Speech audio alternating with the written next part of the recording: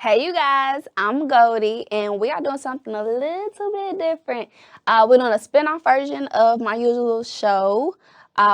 We had the opportunity to interview some judges. Check out my video and comment below what you think.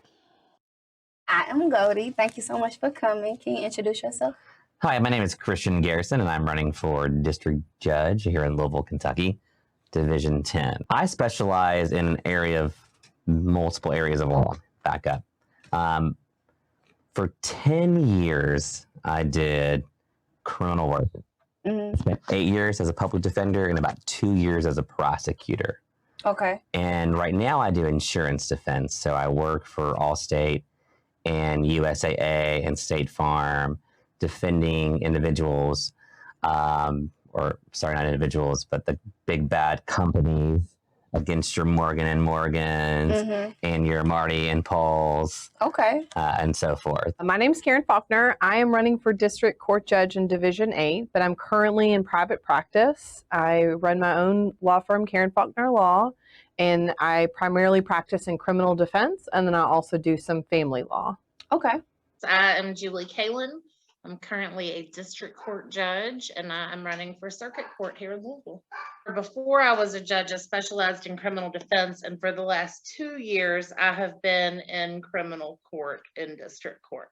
So I have an opinion-based questionnaire show called Tuesday Talk Nights with Goldie, and I'll just ask you a series of questions. It's opinion-based. There's no right or wrong answer, okay? So, wild card, pick one. Okay. You can look at it, and I'll read it to you.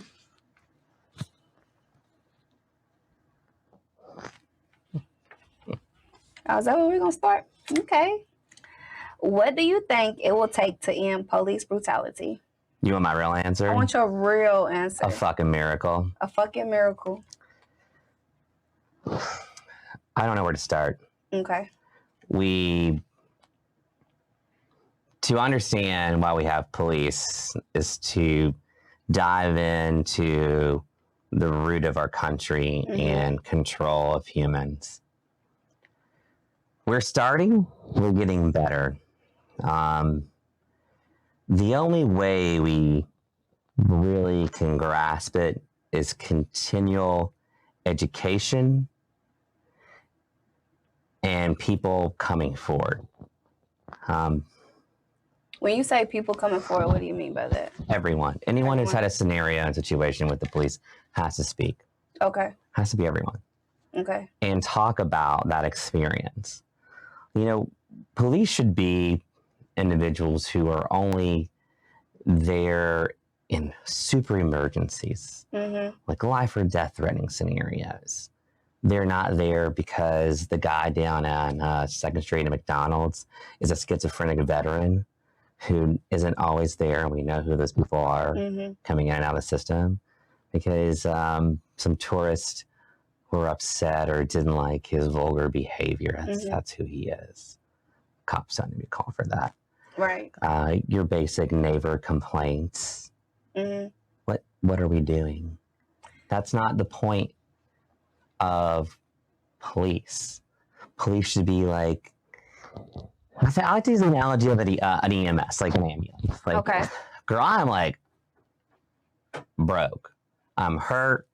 I am dying. Things are bad, right? Okay. And I need that service. I need that ambulance to come rescue me, get me there so my life can continue forward.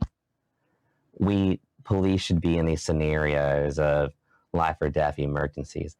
And when they're not in those scenarios, then they need to be in a capacity that is, okay, y'all have an argument, that's great. We're gonna go away. No one's hurt here, and let's move forward. But we don't train police to do that.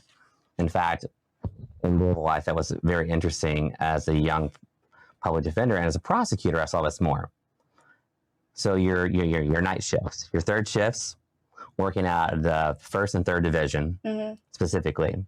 These individuals came fresh out of the military, and we put them in scenarios where they're never going to succeed or or anything. They put individuals who probably have PTSD in a scenario, and they tell them that this is the most violent, terrible place, and you gotta be like on your edge. What are we doing? Why are we training individuals to live on an edge who came off war zones or places where they haven't even begun to cope with their own coming back to society, and then say, hey, we're going to tell you everything that's not true, and you take that mentality that you had where you were in a war zone, you continue forward. We've got it all backwards. If we want to start beginning to work on police brutality and issues in this city, one, we need to make incentives for our most experienced, well-trained officers who've seen it all. And not only seen it all, who we look at their records and say, let's look at how many complaints they've had against them or what they've done to show in their general lives their ability to have compassion and think, listen, hear, before getting into a scenario where it's just react, I was told, I react. And give those individuals incentives to come into the areas where we know we are failing, because we made it where there is a mentality and a saying, you go work in the 1st and 3rd division, you need to know X. Well, what does X mean? Because I don't know. And we've got to reverse it. I mean, our best individuals were proven now to get incentives monetarily and across the board to come back and be the individuals we know they can be, and then help them train that younger generation. You can't put young kids who come fresh off like the military into cities and areas where they have really no clue. And a lot of these individuals, they're not from Louisville. They never know the question of, what high school did you go to? Understanding Louisville in itself. If we want to start somewhere, we need to start reversing how we think on where we put police and then their purpose.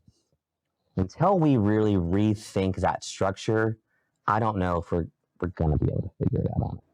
Ultimately, the acceptance of using force unnecessarily seems to be a culturally accepted thing in our country. So the first thing we have to do is start that shift. What we also know is that, unfortunately, those that are Black and brown suffer most from police brutality. You see most often these types of things happening in our community in the over-policed areas, such as the West End, and the normalcy of the police being there and really the police against the community is something that is unfortunately just part of a day-to-day accepted life in Louisville. I think we need to start looking at more community policing.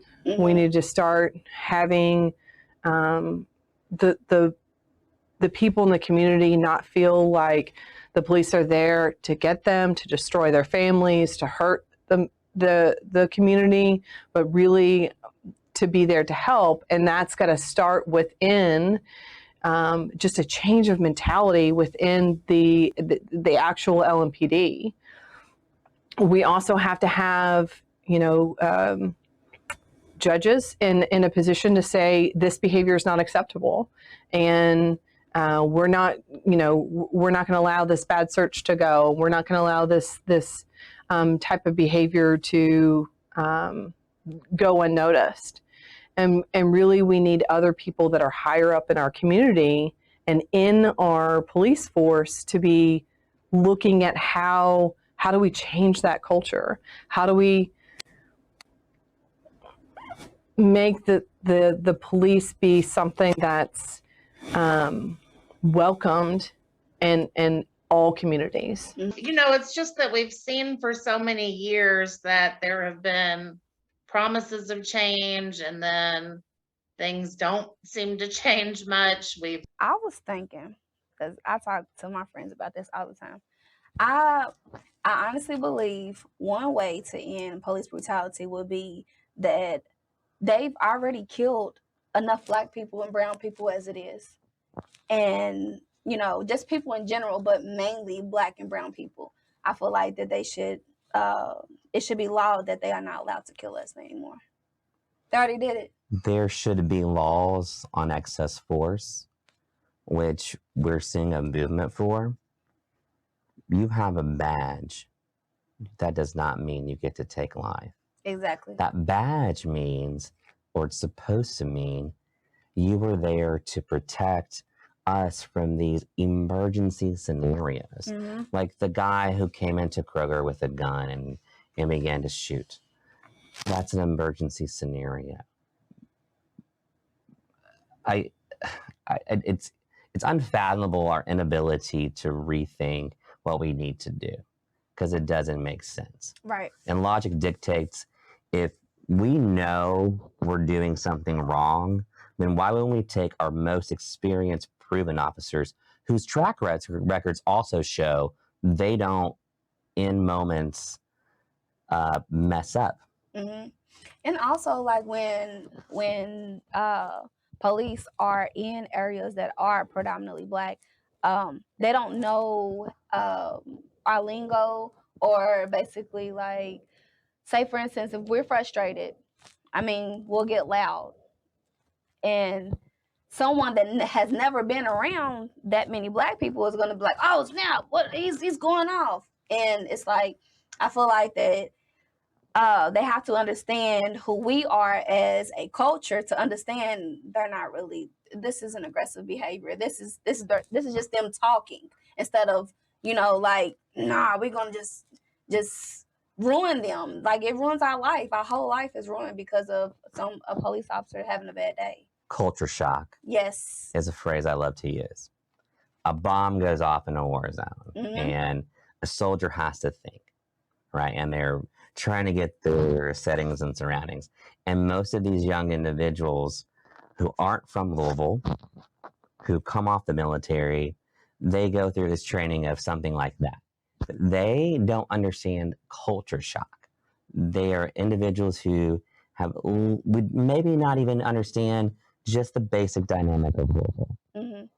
And so how do we then expect them to hit the streets and police when we haven't given them an ounce of education and they don't understand culture?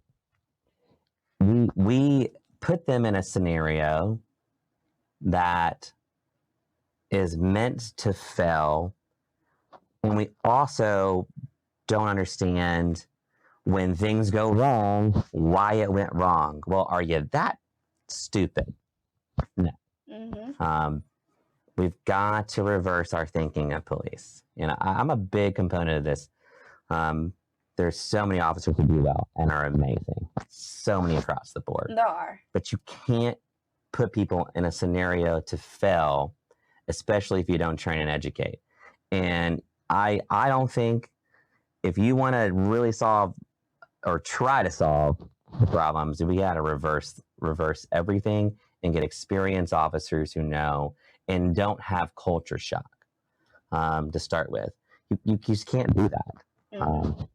I don't think it's a sad reality. It's just called the concept of having a little bit of foresight and logic, which is frustrating because we do the reverse. We say, well, who's the cheapest labor?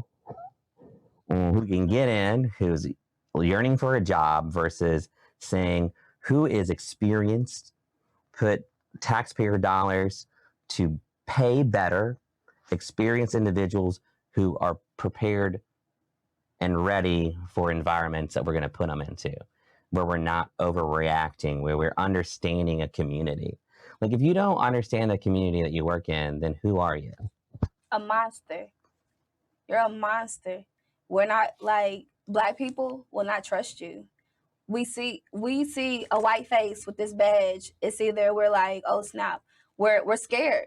We're not worried about parking ticket. We're not worried about, getting a ticket in anything. We're worried about our lives. Like every time we see a police officer, that's what we're thinking about. And it's horrible. And so I feel like if they were educated in the culture, then that could be one. And also I feel like that they shouldn't be able to kill anymore. That would make me feel a lot better. I can tell you that when I'm pulled over, I'm also very nervous. Okay. But it's not the same. It's not the same kind of fear. And I think I've shared with you before, but I have two godsons that are mixed, and they are, in our community, they're seen as Black, and they are therefore seen as a problem. They're two young men. How? Well, I actually have four. Okay. So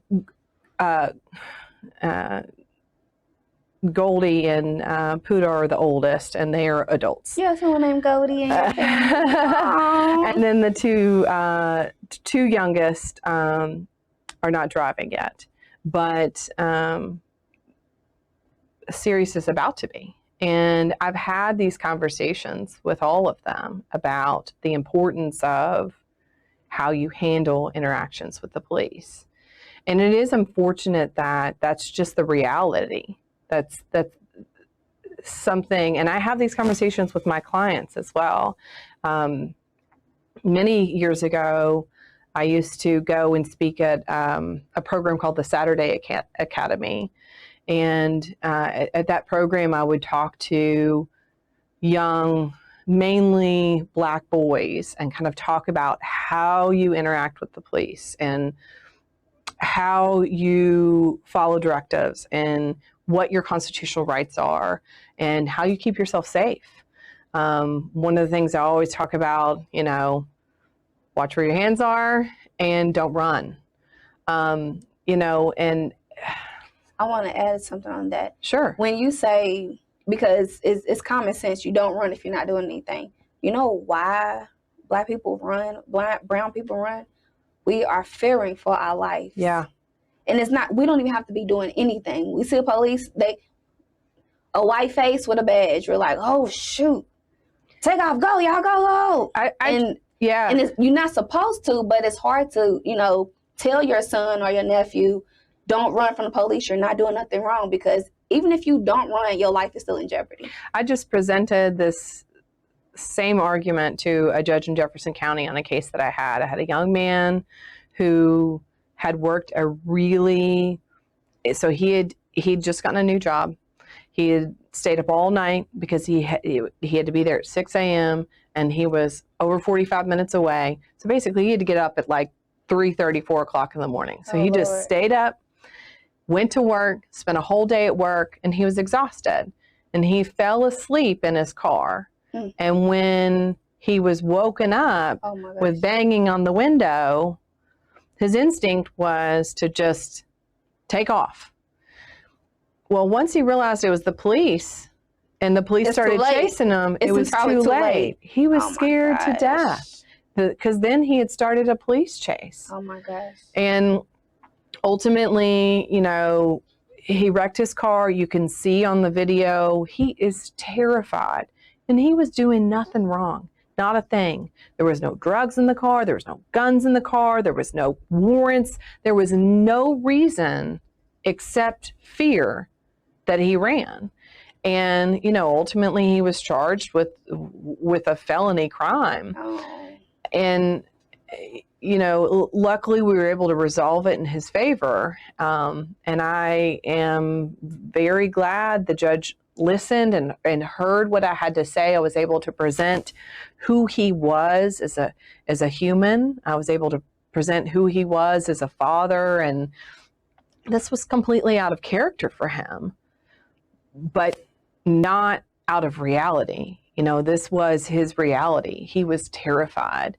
It was right after the killing of Breonna Taylor. It was right when there were tensions between the Black community and the police, and he just was scared. And I completely understood. Exactly. Yeah. Completely understood. Rightfully so. Someone breaks into your car and you witness it.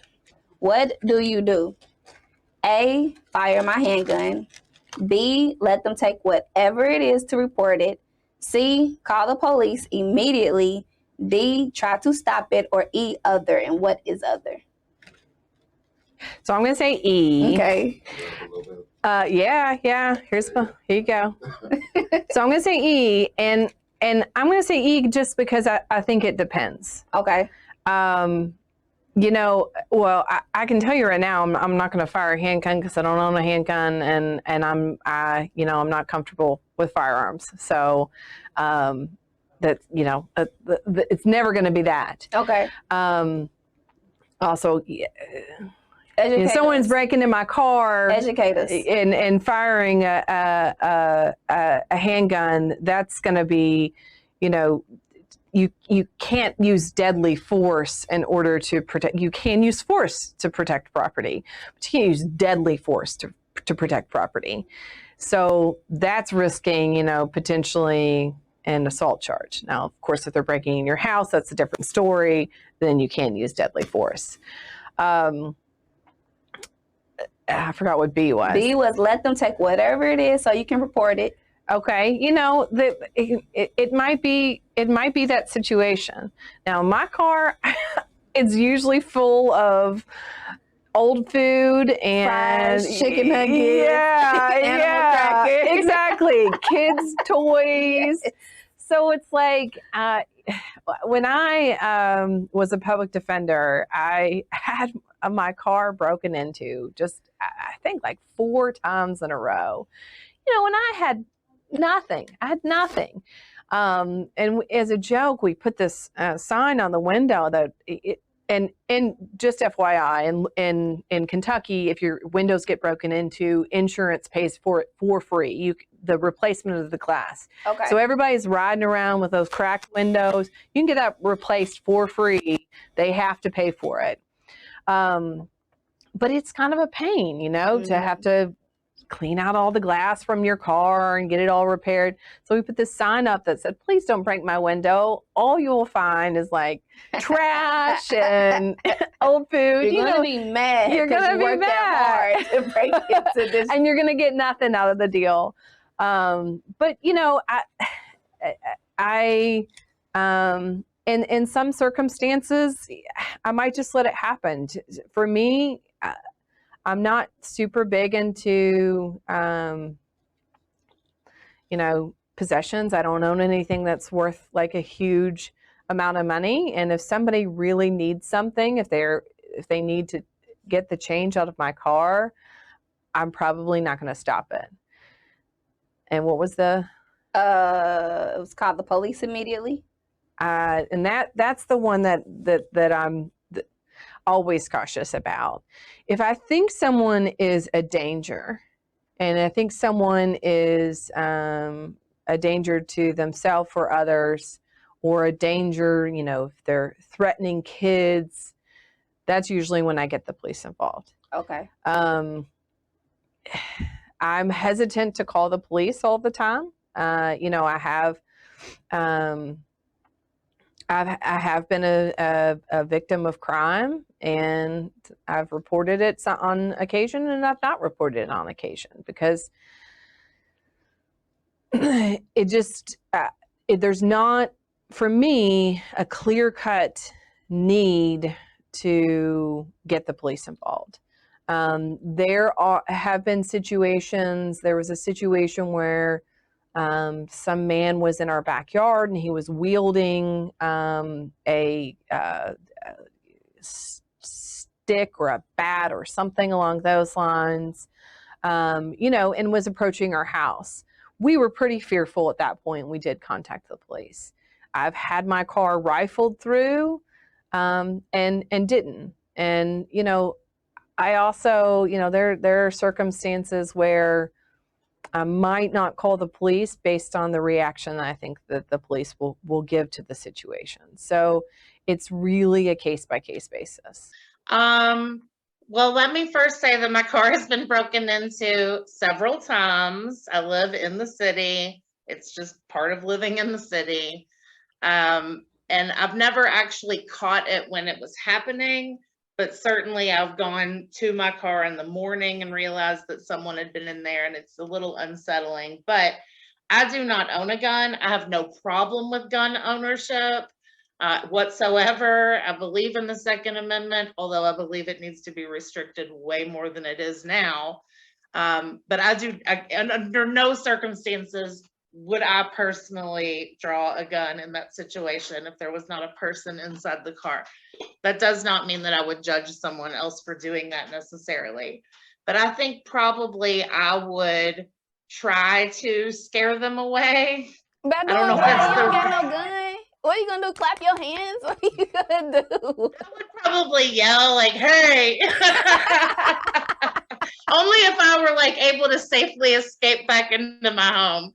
I mean, I don't know. It's like I don't even know that I would call the police, because these days everything's just you report it online anyway if nobody's hurt. So Wait. I learned something. You just taught me something. We can report things online now. Oh yeah.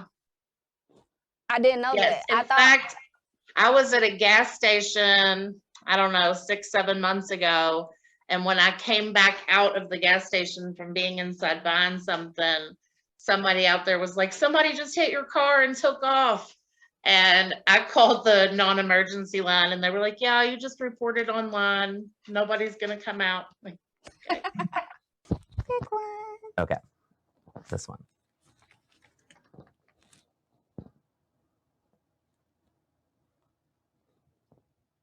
This is tough. I'm gonna read it. A mother is keeping the child's father away from him. What should he do? A, keep calling and going to her house until she releases the child. B, call the police. C, put himself on child support. D, file for joint custody. Or E, other. And what is other? And it's a good father. Or damn good father. Damn good father? A damn good father. She's mad and she wants to keep the child away for whatever reasons. What should he got to find other? He has to find what? Other ain't the police. Other's not the police. What's other? Hell no.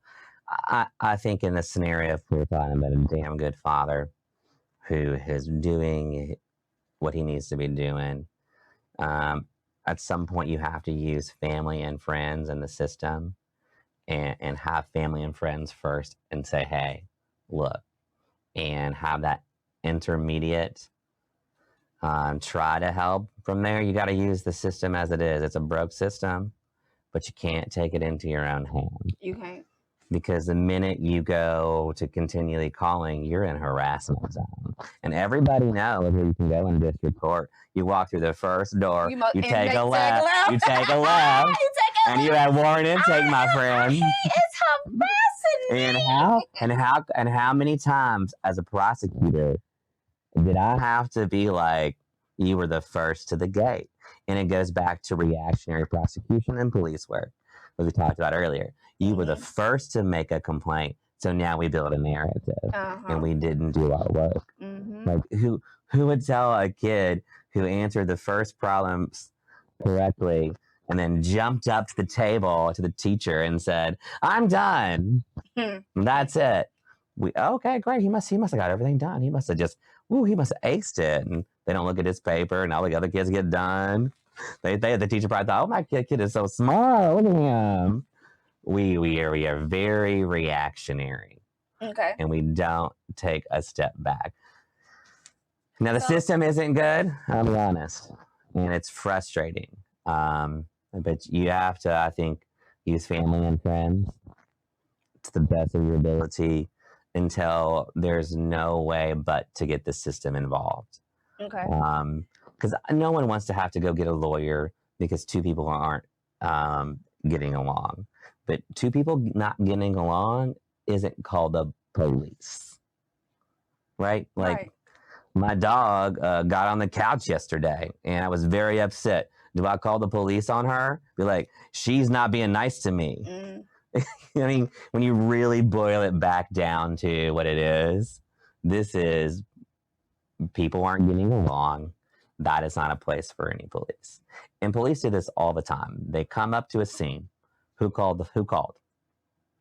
Well, I don't have an actual number, but my bones say the person who calls first is building the narrative, and they're working off of it. Mm.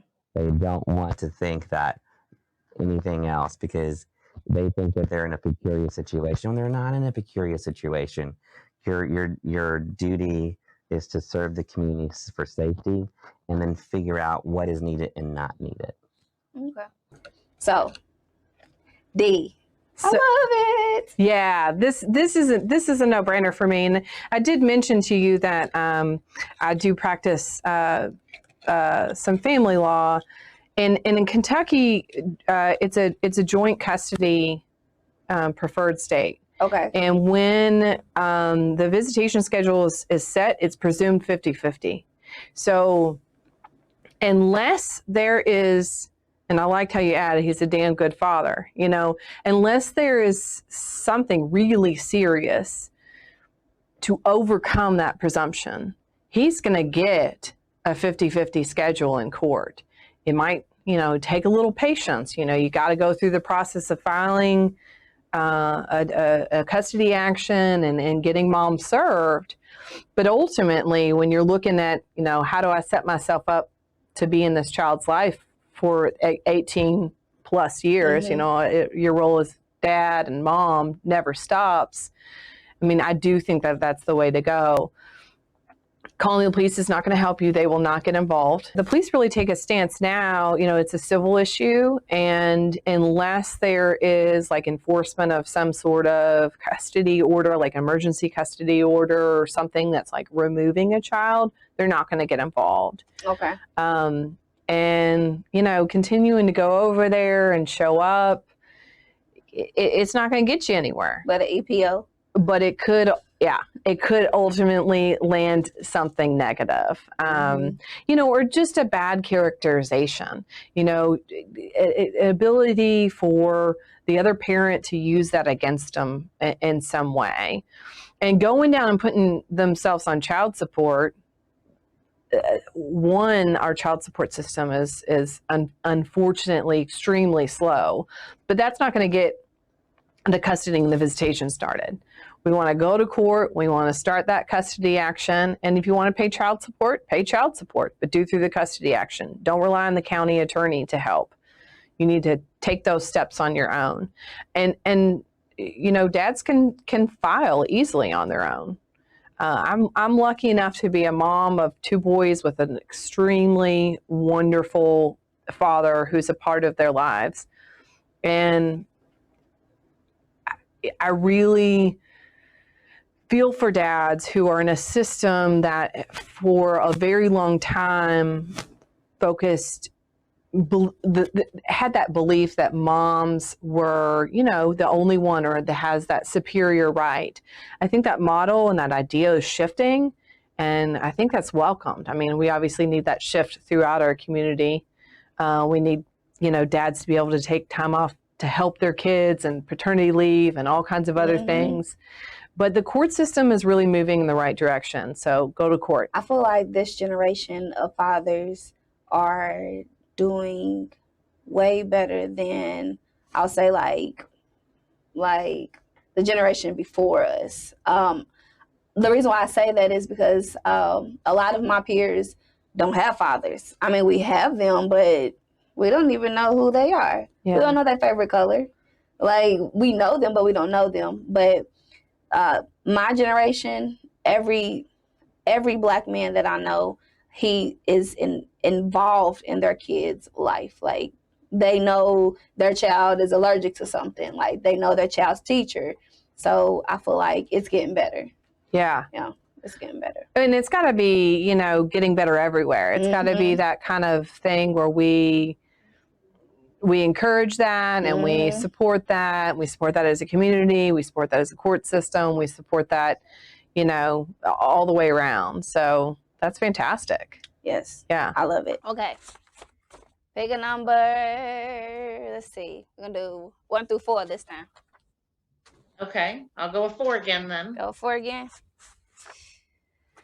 Oh, you just picking them, aren't you? I ain't scared. Bring it on, Goldie. You ain't scared. That's right. That's right. Okay. Do you believe, now this is opinion based, okay? Do you believe Black people in America whose ancestors were slaves deserve reparation? And if so, what would you believe it should look like?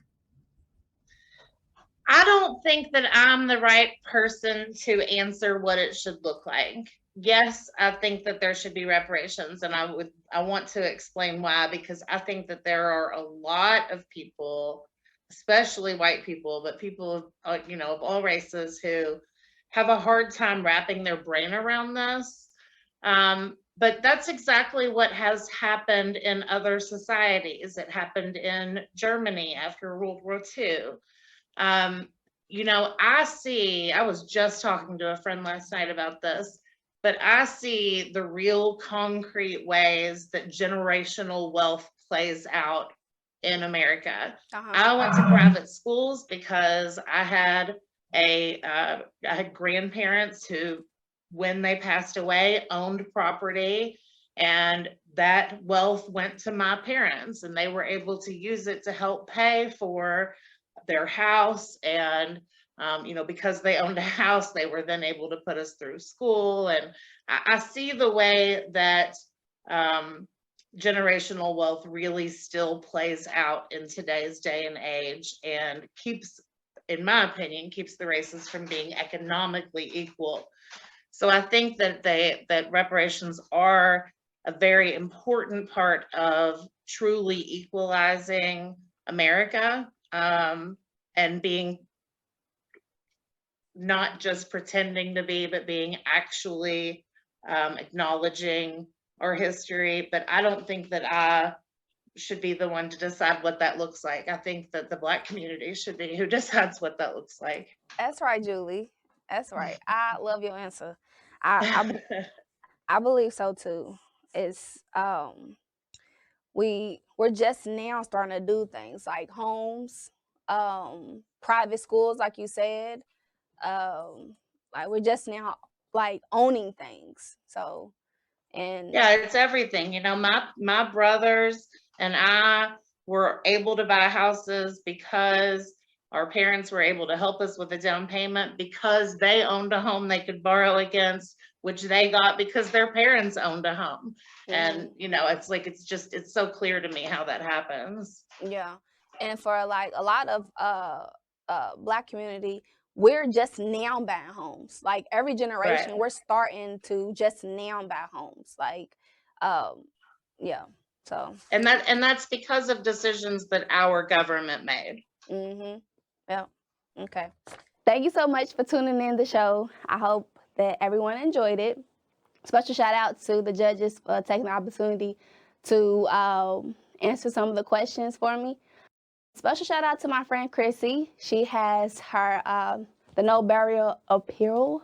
Your strength overpowers any self-destruction. Those chains are meant to be broken. Chrissy Moore.